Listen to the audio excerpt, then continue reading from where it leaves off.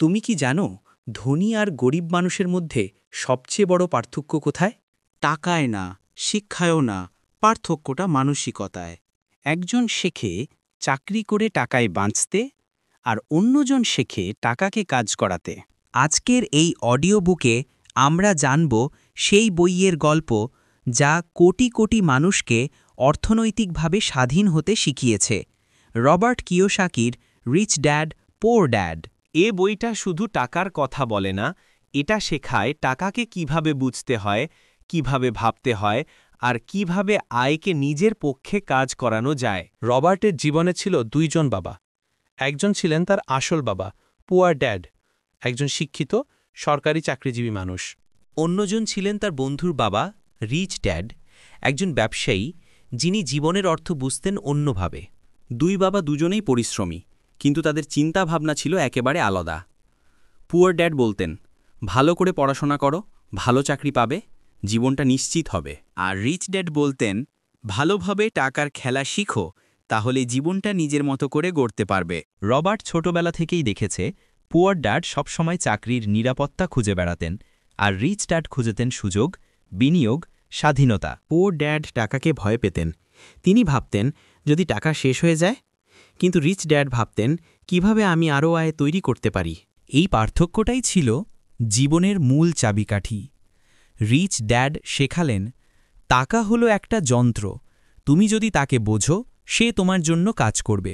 তিনি বলতেন, ধনী মানুষরা সম্পদ কেনে, গরিব মানুষরা দায় কেনে, যেটা তারা ভাবে সম্পদ। রিচ ড্যাড একদিন রবার্টকে একটা কাগজে দুটো দিক দেখালেন।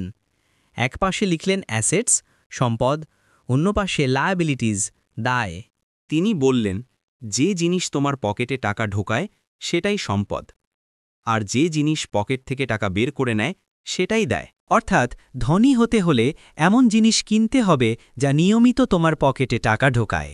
রিচ ড্যাড বলতেন, তুমি যদি শুধু চাকরির জন্য কাজ করো তবে কখনো সত্যিকারের স্বাধীন হতে পারবে না। চাকরি তোমাকে শেখায় কিভাবে ভালো কর্মচারী হতে হয়, কিন্তু জীবন তোমাকে শেখায় কিভাবে ভালো চিন্তাবিদ, ব্যবসায়ী, নেতা হতে হয়।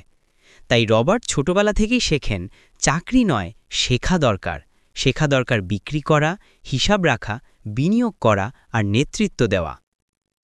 পোর ড্যাড সারা জীবন কাজ করেছেন টাকার জন্য, কিন্তু রিচ ড্যাড শেখালেন, যখন তোমার আয় আসে এমন উৎস থেকে যেখানে তুমি সরাসরি কাজ করছো না, তখনই তুমি সত্যিকারের স্বাধীন।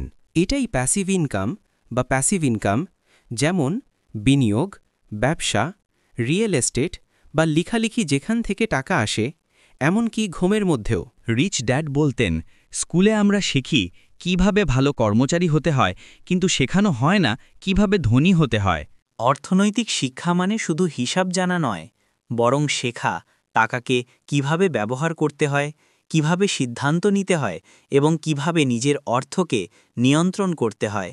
গরিবরা ভাবে আমি এটা কিনতে পারি না, ধনীরা ভাবে কিভাবে এটা কেনা সম্ভব। এই একটিমাত্র প্রশ্নের ভঙ্গি বদলে দেয় জীবন। কারণ ধনী মানসিকতা সবসময় সমাধান খোঁজে, আর গরিব মানসিকতা সবসময় অজুহাত খোঁজে। হ্যাঁ, ধনীরা টাকার জন্য কাজ করে না, তারা টাকাকে তাদের জন্য কাজ করায়। 2. সম্পদ বাড়াও, দায় কমাও। 3. ব্যবসা বুঝে শিখো, শুধু চাকরিতে থেমে থেকো না। 4. ভয়কে নিয়ন্ত্রণ করো, ব্যর্থতা থেকে শেখো। 5. নিজের অর্থনৈতিক স্বাধীনতার লক্ষ্য স্থির করো। রবার্টের জীবনের শিক্ষা সহজ, আমরা যতদিন না শিখব টাকাকে বোঝা, ততদিন টাকা আমাদের নিয়ন্ত্রণ করবে।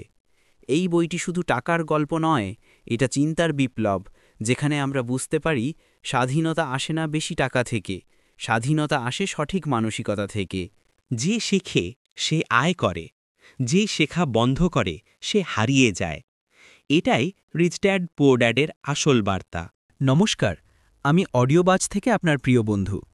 আপনার যদি আমাদের ভিডিও ভালো লেগে থাকে তাহলে অবশ্যই সাবস্ক্রাইব করে যাবেন। আর আপনি যদি আপনার ভালো মাইন্ডসেট গড়তে চান তাহলে আমাকে ফলো করুন, আপনার মাইন্ডসেট বদলে দেব, যা আপনাকে ভবিষ্যতে আলাদা লেভেলে নিয়ে যাবে।